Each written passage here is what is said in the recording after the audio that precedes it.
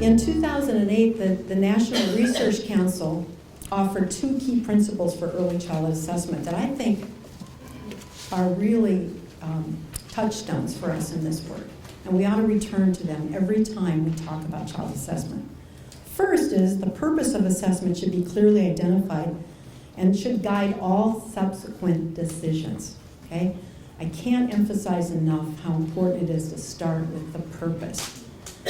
These decisions should include selecting a valid and reliable assessment tool and using it for its intended purposes. We would never recommend using a diagnostic tool as a screening tool, okay?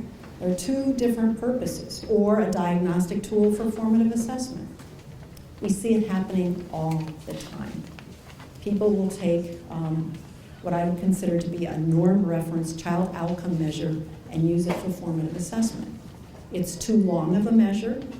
It's not sensitive enough to changes over time. So it's really important that we match the tool, the way it was designed, with the intended purpose. We should also think about making appropriate accommodations to ensure that the information we gather on children reflects their optimal performance. Okay, so that could mean if you have a dual language learner, assessing the child both in English and in the home language. You get 2 sets of information. Or making accommodations for a child with physical or cognitive delays. Those are just 2 examples.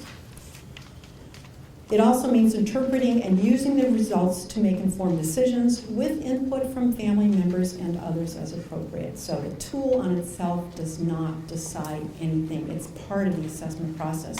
But we also have input from families and perhaps other professionals. And of course, communicating the results in a professional and ethical manner. The second principle is that assessment doesn't occur within a vacuum. It occurs within a system of services that promotes children's development and learning. Okay, so what does that mean? That means that we should think about coordinating our assessments with other key stakeholders and programs. We should ensure that families and other stakeholders are meaningfully involved in the assessment process.